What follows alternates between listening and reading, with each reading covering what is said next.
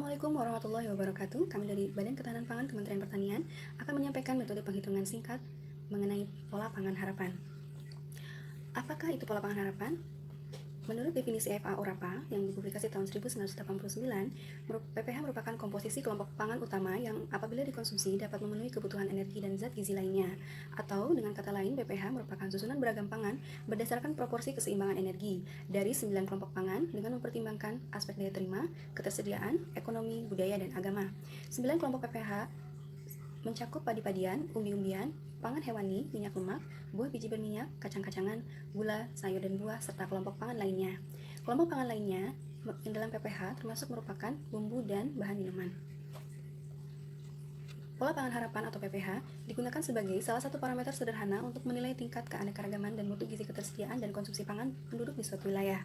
Artinya, PPH ini dapat digunakan untuk data ketersediaan maupun data konsumsi pangan.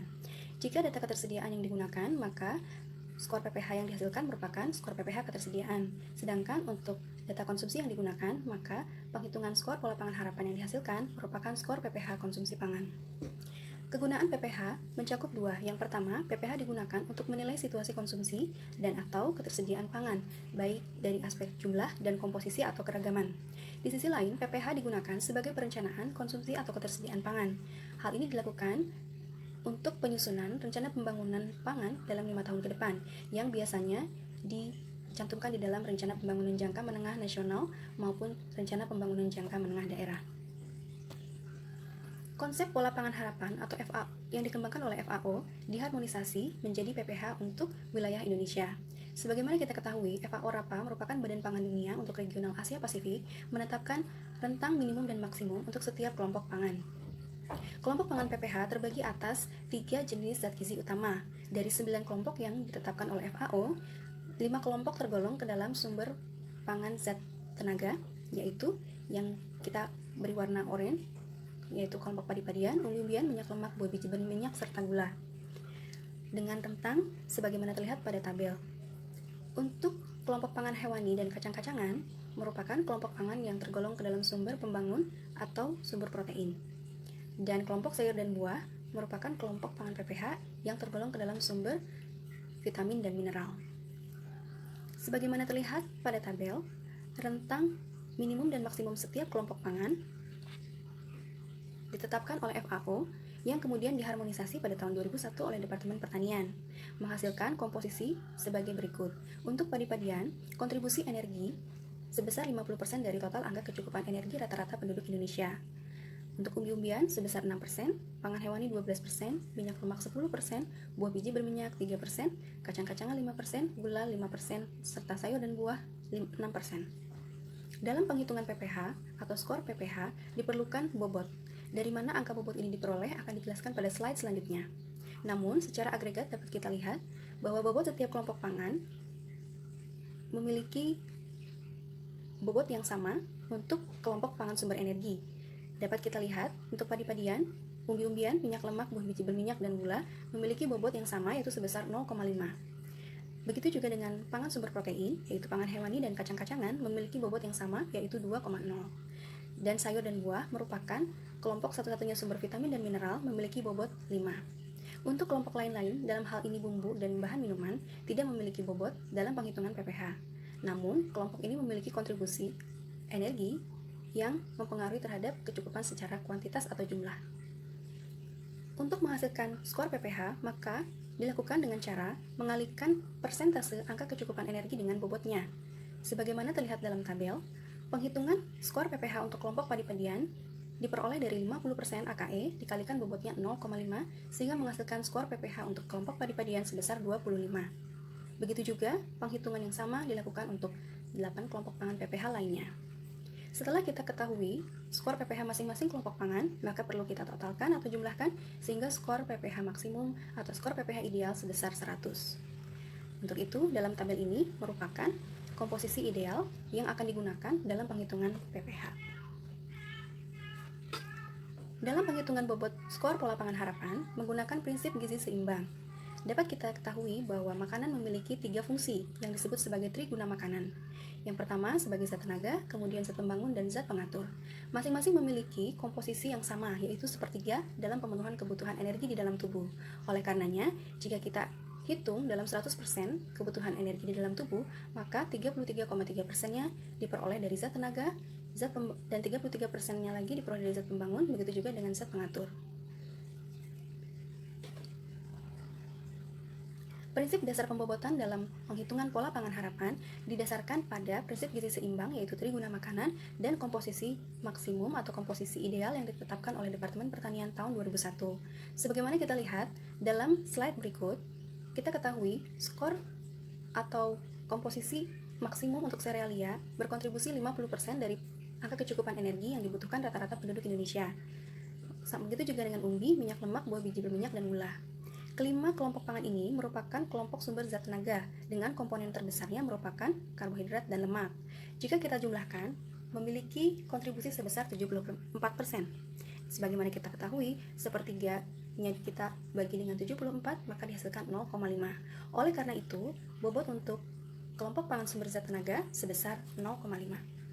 Penghitungan yang sama juga dilakukan terhadap bobot sumber zat pembangun atau protein yang terdiri dari dua kelompok pangan, yaitu sumber protein hewani dari kelompok pangan hewani sebesar 12% dan sumber pangan nabati dari kelompok kacang-kacangan sebesar 5%. Jika kita lihat bahwa 33%-nya dibagi dengan 17% kontribusi maksimum, maka dihasilkan bobot 2. Oleh karenanya, sumber pangan zat pembangun memiliki bobot 2. Begitu juga dengan sumber zat pengatur atau vitamin dan mineral memiliki bobot 5 yang diperoleh dari 33,3% dibagi dengan 6. Setelah kita ketahui bagaimana asal mula definisi PPH, selanjutnya kita perlu mengetahui sumber data apa saja yang dapat digunakan untuk penghitungan PPH. Yang pertama adalah data konsumsi pangan. Dalam hal ini, karena kita akan menghitung skor pola pangan harapan konsumsi pangan. Data konsumsi pangan terdiri atas data primer dan data sekunder. Data primer merupakan data yang langsung diambil melalui wawancara dengan responden. Contohnya, hasil survei konsumsi pangan dengan metode recall 2 kali 24 jam. Data lainnya yaitu data sekunder. Data sekunder merupakan data hasil publikasi suatu instansi atau lembaga tertentu.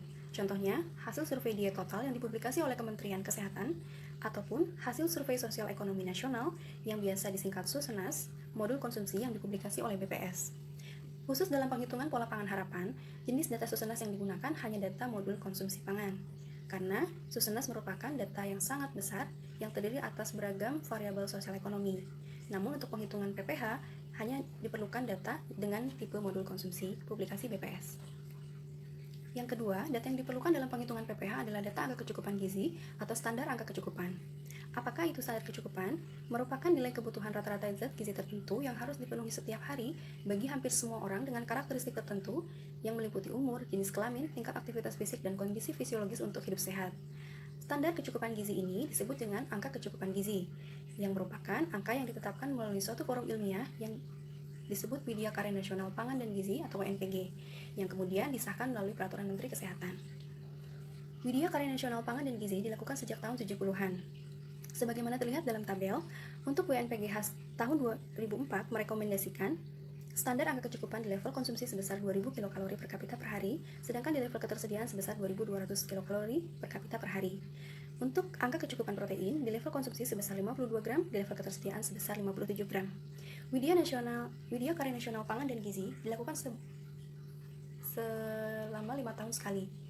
Pada tahun 2008, dilakukan kembali Widya Karya Nasional Pangan dan Gizi, namun tidak merekomendasikan angka kecukupan gizi, sehingga masih menggunakan hasil Widya Karya Nasional Pangan dan Gizi tahun 2004. Pada tahun 2013, para ahli pangan dan gizi merekomendasikan kembali angka kecukupan gizi yang baru, yaitu sebesar 2150 kilokalori untuk level konsumsi, sedangkan untuk level ketersediaan sebesar 2400 kilokalori. Kecukupan protein sebesar 57 gram di level konsumsi dan 63 gram di level ketersediaan. Dan yang terakhir, yaitu pembaharuan Widya Karya Nasional Pangan dan Gizi yang dilakukan tahun 2018 merekomendasikan standar angka kecukupan konsumsi sebesar 2100 kilokalori untuk energi dan kecukupan protein di level konsumsi sebesar 57 gram. Namun, pada Widya Karya tersebut tidak ditetapkan perubahan angka kecukupan energi di level ketersediaan. Oleh karenanya, untuk level ketersediaan masih menggunakan hasil Widyakarya Nasional Pangan dan Gizi yang sebelumnya. Metode penghitungan pola pangan harapan. Terdapat 5 langkah penghitungan pola pangan harapan atau PPH. Yang pertama adalah menghitung konsumsi aktual dengan melakukan pengelompokan jenis pangan, mengkonversi satuan energi atau kilokalori. Penghitungan konversi satuan energi atau kilokalori perlu digunakan dengan bantuan tabel komposisi pangan yang TKPI itu dipublikasi oleh Kementerian Kesehatan. Langkah yang kedua, menghitung persen konsumsi aktual, yaitu menghitung persentase konsumsi energi aktual setiap kelompok pangan dibagi dengan total konsumsi aktual dikali 100. Langkah yang ketiga, menghitung tingkat konsumsi energi setiap kelompok pangan atau yang disebut dengan persen angka kecukupan energi.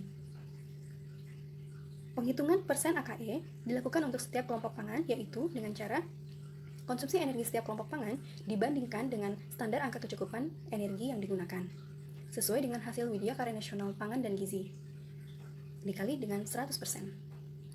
Begitu juga untuk 8 kelompok pangan yang lainnya. Setelah selesai semua, maka perlu kita total persen angka kecukupan energinya. Langkah yang keempat adalah menghitung skor angka kecukupan energi.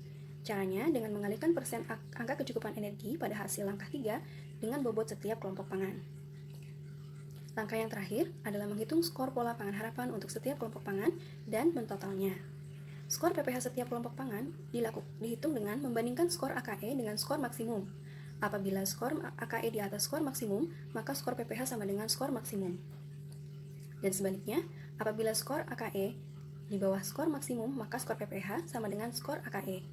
Skor maksimum merupakan skor ideal sebagaimana terdapat dalam tabel yang ditetapkan oleh Deptan tahun 2001. Berikut disampaikan ringkasan penghitungan skor pola pangan harapan dari 5 langkah yang telah dijelaskan sebelumnya. Langkah yang pertama, kita lihat menghitung konsumsi aktual. Untuk contoh berikut, dapat kita lihat bahwa konsumsi padi-padian sebesar 1.315 kilokalori per kapita per hari. Langkah yang kedua, yaitu menghitung persentase aktual terhadap total energi aktual dengan cara, misalnya untuk kelompok padi-padian 1.315 dibagi dengan 2.165 kilokalori dikali dengan 100%. Langkah yang ketiga adalah menghitung persen angka kecukupan energi, yaitu dengan cara membagi konsumsi energi aktual setiap kelompok pangan dengan standar angka kecukupan energi. Untuk contoh berikut, digunakan angka kecukupan sebesar 2.100 kilokalori. Sehingga, contohnya untuk padi-padian, 1.315 kilokalori dibagi dengan 2.100 kilokalori dikali 100 menghasilkan 62,6% AKE. Sebelum melanjut dalam langkah yang keempat, kita perlu mencantumkan bobot. Bobot setiap kelompok pangan perlu dicantumkan sebagaimana sesuai dalam tabel Deptan 2001. Langkah yang keempat, kita menghitung persentase AKE, yaitu dikalikan bobotnya sehingga menghasilkan skor angka kecukupan energi.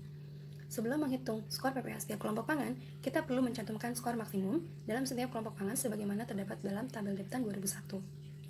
Langkah yang terakhir, yaitu menghitung skor PPH setiap kelompok pangan dengan cara membandingkan skor AKI setiap kelompok pangan dengan skor maksimumnya. Setelah selesai setiap kelompok pangan, maka seluruh skor ditotal sehingga diperoleh dalam contoh ini dapat kita lihat sebesar 88,5.